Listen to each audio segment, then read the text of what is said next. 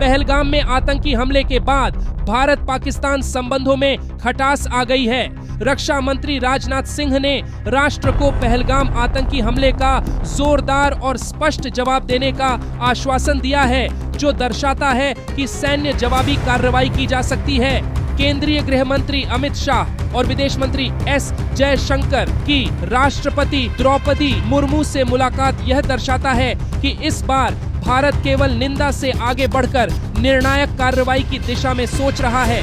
दोनों देशों में बढ़ते तनाव के बीच भारतीय वायुसेना ने संभावित युद्ध की तैयारी तेज कर दी है।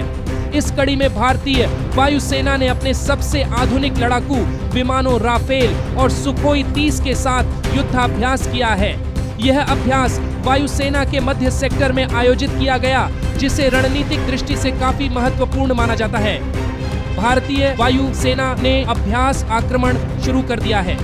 यह युद्धाभ्यास बड़े पैमाने पर किया जा रहा है।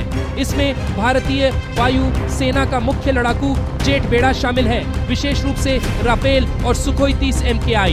भारतीय वायुसेना के पास राफेल के 2 स्क्वाड्रन हैं, जो अंबाला पंजाब और हाशिमारा पश्चिम बंगाल में तैनात हैं। पायलट इन आधुनिक जेट विमानों की मदद से जमीनी हमले और इलेक्ट्रॉनिक युद्ध जैसे जटिल ऑपरेशनों का अभ्यास कर रहे हैं। रक्षा सूत्रों के अनुसार वायुसेना ने कई संसाधनों को पूर्वी क्षेत्र से मध्य क्षेत्र में स्थानांतरित कर दिया है, ताकि मैदानों और पहाड़ों जैसे विभिन्न इलाकों में लड़ाई के लिए वास्तविक समय में अभ्यास किया जा सके।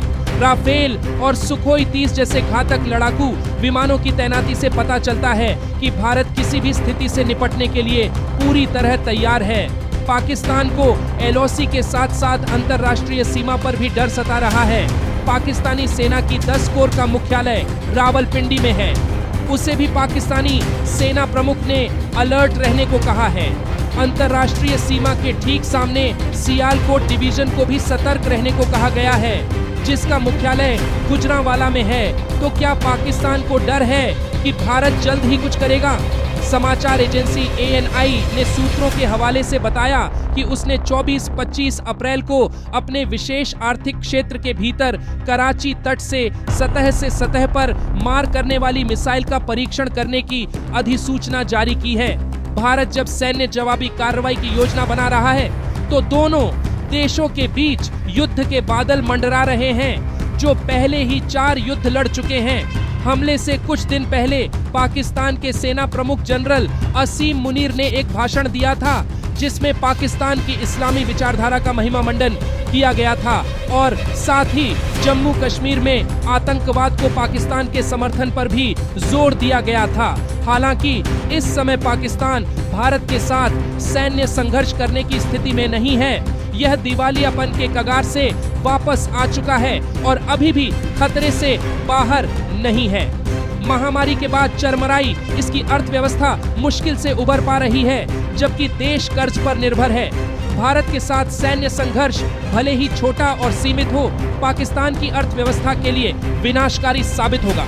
योजना मंत्री एहसान इकबाल ने पाकिस्तानियों से चाय की खपत कम करने का आग्रह किया, क्योंकि देश चाय का आयात करता है और इसके लिए उसे उधार लेना पड़ता है।